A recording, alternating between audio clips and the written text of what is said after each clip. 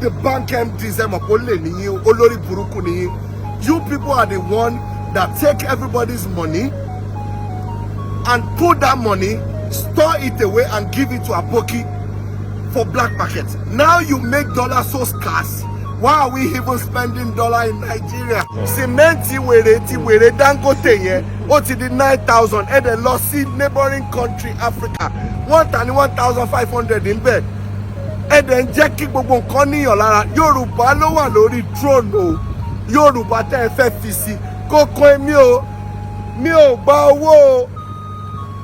Ni sori re o. And federal government, you are sitting on your throne doing nothing. Ikaniyo da o. Feel pé sori re ni. Sori re o. Rò pé kò sí peace wà lÉkòó. Ó máa lọ sínú government house ló máa pa àwọn èèyàn. Because wo nǹkan tẹ́ ń ṣe. You are putting stress on Nigeria. Turkey ẹyọ kan ní ibi tí wọ́n ti ń ta oúnjẹ ó ti di 4,000 naira.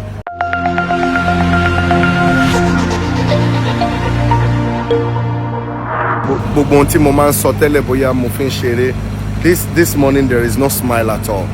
Because Nigerian custom are making things very difficult for Nigerians to afford. And Nigerian government is condoling them to do that. One, Corolla 2005. Láàárọ̀ yìí wọ́n ti increase clearance sí 1,400 and something. 81. And 81. That means in pé Corolla 2005 ó máa di 11 million to 12 million. 2005 tó yẹ kí wọ́n ra ó yẹ kó ra mọ́tò yìí 2010 12 million. Corolla 2005 ó máa wá di 12 million or 11 million. That means this Camry tó jẹ́ 2006 yìí Tokunbo ẹ̀ ó máa di 12 million naira. Then Nigerian use them at the be 7 million naira. Ẹ ṣáà fẹ́ jẹ́ kí corruption, kidnapping, stealing kó pọ̀ to cause this nation. You want to put it in havoc. Ẹ fẹ́ jẹ́ kí everybody kó máa tọrọ jẹ, kí everybody kó kú pọ̀ gan lójú títì because ẹni tó bá jalè ó máa pa. Now jẹ́ kí nǹkan wà very very minimal. Federal government, you are not putting your federal custom on check. That means nobody will be able to import anything. Now, people that does not do forex trading, which is importing and exporting, they are not going to know anything about this. But this time around, you are making life very difficult. And it's only moto no compound madenity or because àwọn èèyàn máa bẹ̀rẹ̀ sí ní họ́ọ̀jì mọ́tò wọn sí wọn ò ní tà mọ́ because tó bá ta kò sí ohun tó máa rà mọ́. Ṣé tí má ta Corolla ní 12 million naira, ṣé nú ẹni tí ó ra Corolla yẹn tó kó 12 million naira tó yẹ kó fi kọ́ ilé lẹ̀, ṣé nú ẹ̀ máa dùn? And federal government, you are sitting on your throne doing nothing. Ìkànnìyàn o dá o feel pé ṣoríire ni ṣoríire o. Ẹ̀jẹ̀ tí ẹ̀ ń kó sórí ó máa padà pààyàn o. Àwọn èèyàn ò ní rówó ra mọ́tò mọ́ o. Ó máa bẹ̀rẹ̀ sí ní pààyàn kiri ní Nàìjíríà ni o. Ẹ rò pé kò sí peace wà lÉkòó. Àwọn èèyàn ò ní rówó ra mọ́tò mọ́ o. Ó máa bẹ̀rẹ̀ sí ní pààyàn kiri ní Nàìjíríà ni o. Ẹ rò pé kò sí peace wà lÉkòó. Ó máa lọ sínú government house ló máa pa àwọn èèyàn because wo nǹkan tẹ́ ń ṣe. You are putting stress on Nigeria.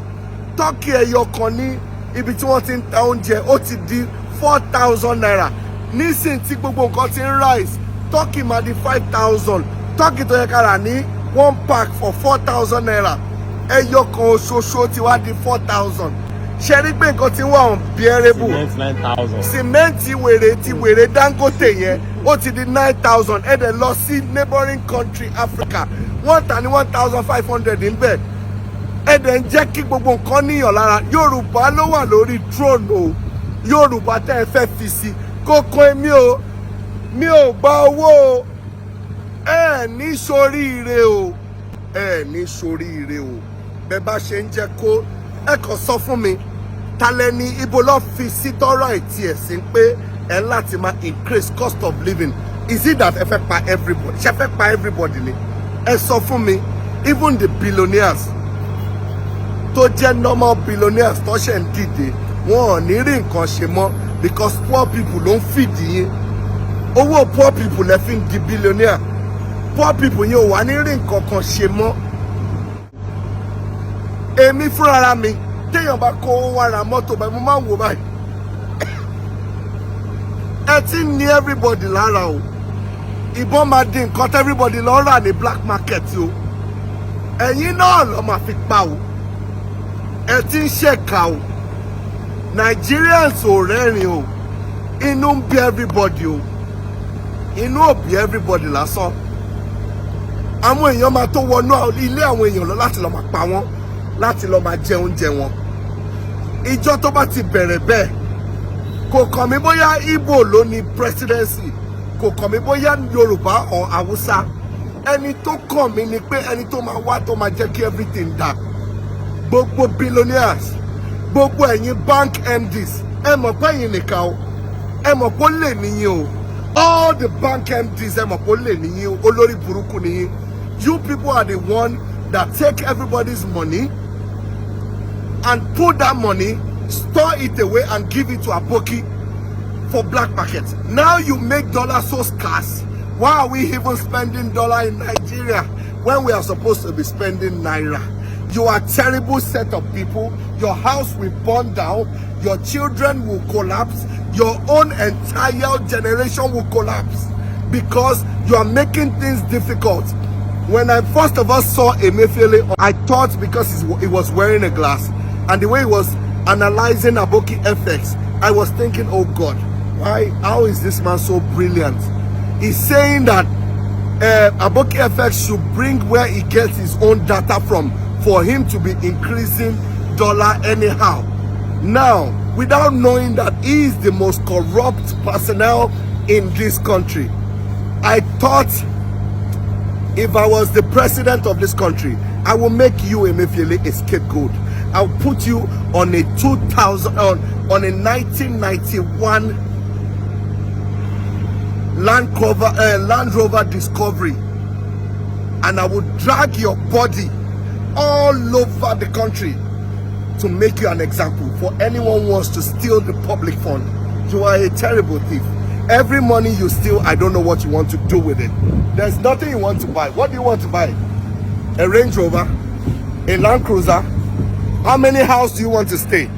You want to stay in a distinguished house. You will build a house like the guy that just died. The bank MD that just died. That is the only thing you can build. Then why do you want to sleep? Just one room. And you stole all that money. For what? You are going to die anyways. I will die. The president will die. Everyone will die. Why will you leave? Look at these people hustling. No job. Look at them. They are washing cars every day of their life. School. Lady Luck Institute ní Alagomeji Mbeye. Hello. The Lady Luck is still the way it was when I was in primary school way fucking long time. Your children will go to Australia. They will go to Germany. They will go to Japan. To go Nagasaki. They will go everywhere to go to school. But I know you don't fucking care. But ni black market. Watch it. You will see what will happen to this nation. I know that very soon. Come and fly. Come and say, do you remember this place? I want black people come and baby by telling them go on Nigerians. Like I do everything. But I told you everything. Everybody know my genuine. Nature needs a law. Every bank MDs that has made this country, because people are billionaire and you can call them paid cost of living poor people on low feed here. Without the poor, you cannot exist. Every billion you've made out of the poor. And now you want the poor to die for it. Oh no. Try and make a mistake and elect me as your president. You will all pay for it.